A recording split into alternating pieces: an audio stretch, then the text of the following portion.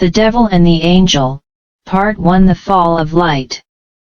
In the earliest moments of creation, before time itself had begun, heaven was a place of unimaginable peace and beauty. It was a realm filled with harmony, where the celestial beings, the angels, sang praises to the Creator, their voices pure and angelic, resonating throughout the vastness of the heavens. Among them was one who shone brighter than the rest, a being of unmatched beauty and power. His name was Lucifer, the light bringer.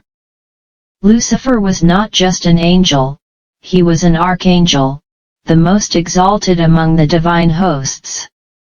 His wings gleamed like the morning sun, and his presence was filled with wisdom and grace. He stood beside God, witnessing the splendor of the Creator's work. Yet, as he looked upon the vastness of heaven, something began to stir within him, a feeling that would ultimately lead to his fall. Lucifer began to question his place. He was the most beautiful, the most powerful, the most revered of all the angels. But as time passed, a dark seed began to grow in his heart. He looked at the Creator, at God, and felt a rising envy, a desire for more power, more glory, more dominion. Why should God hold all the authority? Why should God alone be worshipped? And so, Lucifer's pride took root. He began to believe that he, too, could rule the heavens. He began to gather followers, other angels who shared his discontent and longing for power. His beauty became a mask for his ambition. His brilliance, once a reflection of divine light, now glimmered with the shadow of rebellion. The seeds of rebellion. In the quiet corners of heaven, Lucifer whispered to the angels. "Why should we bow to him? Why should we serve him alone?" he said, his voice smooth and persuasive. "We are as magnificent as he is. We were created to be great. We deserve to be worshipped, too." Among the angels, some began to listen. They looked at Lucifer and saw in him something they had not yet seen in God, an ideal of independence, of self-determination, of freedom from divine rule. They too longed for something more than service to the Creator. Thus, Lucifer's rebellion spread like wildfire. He and his followers began to challenge God's rule, questioning his authority and plotting to overthrow him. "Let us rise up together," Lucifer declared. "Let us cast off the chains of servitude and take our rightful place as rulers of this realm." The final confrontation.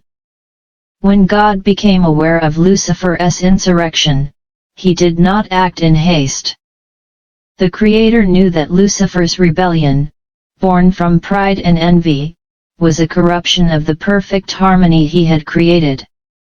God called Lucifer before him, and in the presence of all the angels, he spoke, "Lucifer, you were once the greatest among the angels, beloved and pure. But you have allowed your heart to be filled with pride. You seek to overthrow me, to take my place. You forget that your greatness was given to you by me, and without me, you are nothing." Lucifer, standing tall and defiant, met God's gaze. His eyes, once full of light, now burned with defiance and fury. "I will not serve you any longer," Lucifer spat. "I will be as great as you are. No longer will I bow to you. I will reign as you do." God's expression softened with sorrow. "You were created to serve, Lucifer, to be a light among my creations. Your pride has blinded you to the truth. Your rebellion will not stand." With that, a great battle broke out in heaven. The angels loyal to Lucifer fought against those who remained faithful to God. The skies were torn apart with the clash of divine forces, light against darkness, good against evil. The heavens trembled, and the very foundations of creation were shaken by the fury of the battle. The fall. In the end, God's will prevailed. The rebellion of Lucifer and his followers was crushed.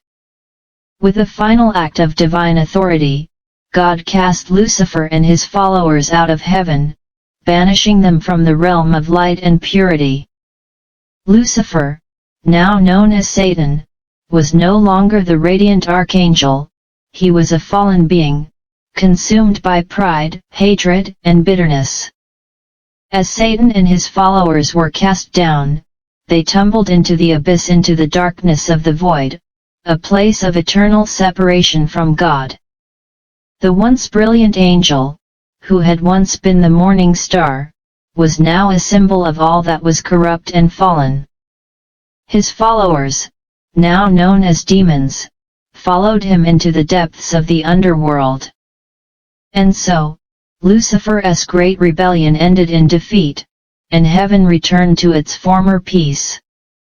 But the seed of pride and rebellion had been planted, and from that moment on, Lucifer, now Satan, would seek to corrupt and destroy all that was good.